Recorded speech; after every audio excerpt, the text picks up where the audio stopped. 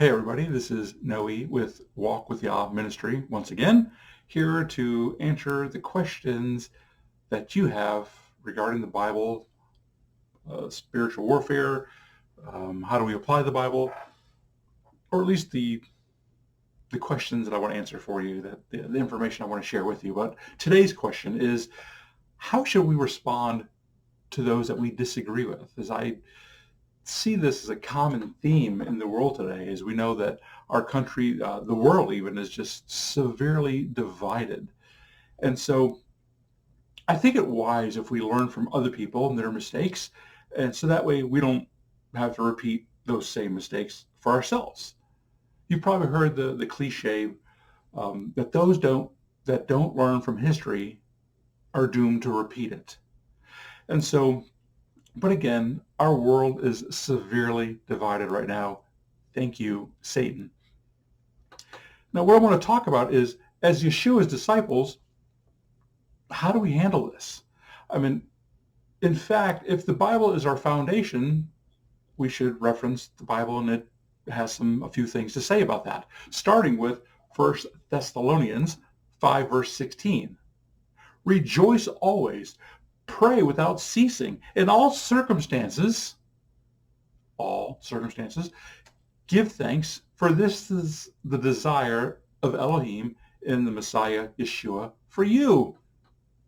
Now, that can be hard to do, I know. Yes, I've been there myself. I don't necessarily sit in an ivory tower. I have to live this stuff as well. And so, but one possible reason we're called to rejoice in tough situations is because it's a reminder that we should be praying for others, even in their circumstances, in addition to our own. I mean, if we believe prayer works, this is something that, that would be a time to pray. Romans 8:28 says that Yah is working things out for our good. Now, but someone might say, like, well, how's that really working out if someone's coming at me, if they're offending me? Well, for one, we may need to look at those that are offending us and say, hey, I pray that I'm not like that person, which may then cause us to consider, is that the case? As 2 Corinthians 13, verse 5 says that we are to examine ourselves to see whether you are in the belief, to prove yourselves. Or do you not know yourselves that Yeshua Messiah is in you unless you're disapproved? So you may have heard it said that sometimes what we don't like in other people is actually what we see in ourselves. Since we're more sensitized to a particular behavior, we might see it easier. And so really, sometimes what we're seeing is a reflection of ourselves to some degree.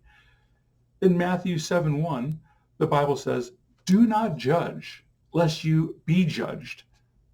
And I know a lot of people take that verse out of context, because it also says in the Bible that we are called to judge angels. And Paul says, hey, is there not one amongst you that can judge?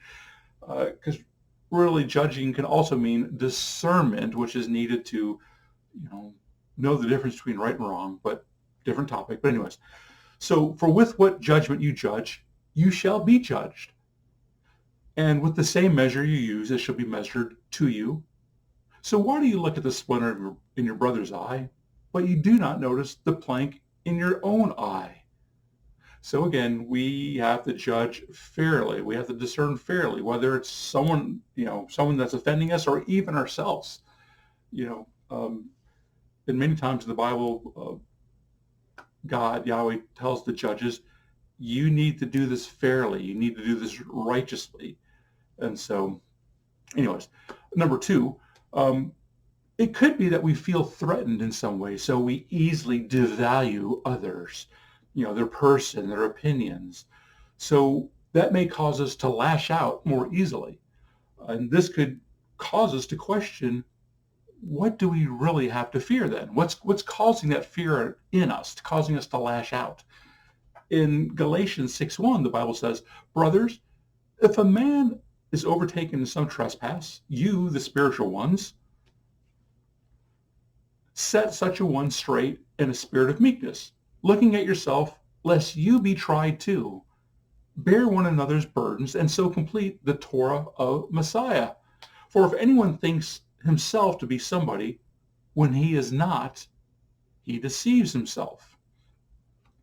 So with this in mind, it may cause us to feel sorry for, in some circumstances, and again, to want to pray for those that are offending us, because there might be something in them that's driving that behavior for those that come against us. So in a sense, also, we may want to thank God for those that we disagree with, because it could show us flaws in ourselves that our friends may not want to tell us. And so that's yet another reason to be thankful again in these circumstances.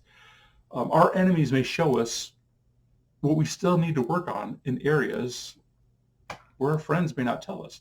Number 3, now I realize that some people are not going to change, or at least in the way or the timing that we prefer them to, or maybe not even at all, truthfully.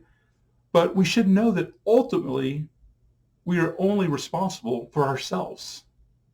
I mean, of course, unless you're in some authoritarian role and you're raising a child, but otherwise, there is that.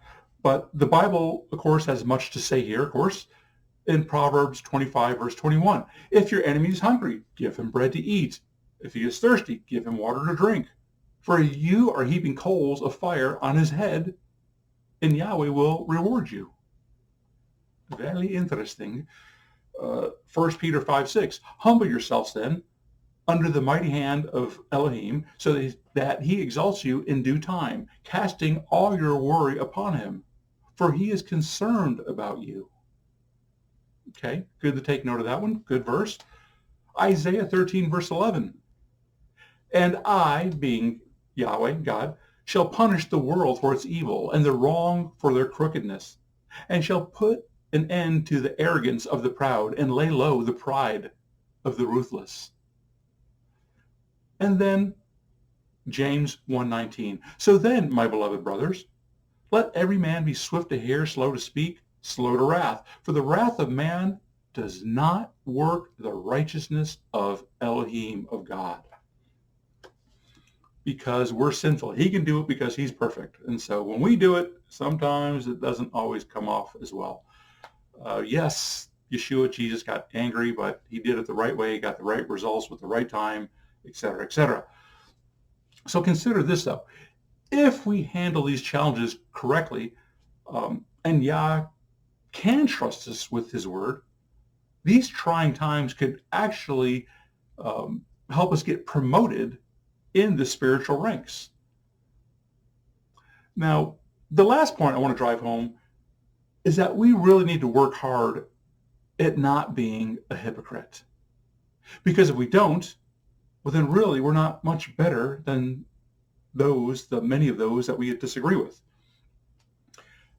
I tire of seeing so many hypocrites in the political realm, the double standards, the do what I say and not what I do, calling evil good and good evil.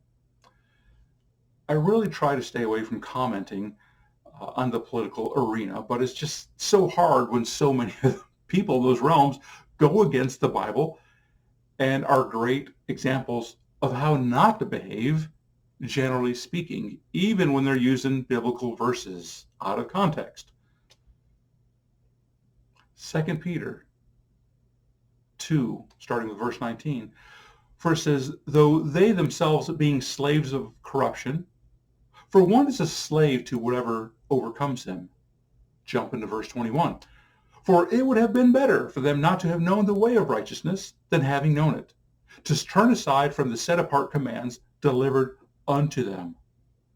So those that know the Bible were held to a higher standard.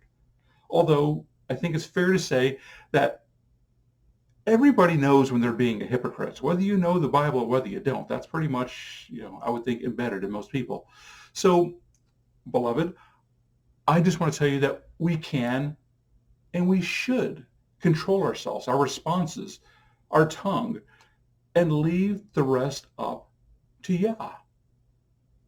Just something to think about as Walk with Yah desires for you to be blessed. And in order for that to happen, we have to live his word as he prescribes. So I hope that helps some of you. I know it helped me. If you have any questions, comments, send them to noe@walkwithyah.com. I'll do my best to try to answer them. And just know that maybe your miracle could be next. This is Noe with Walk with Yah Ministry.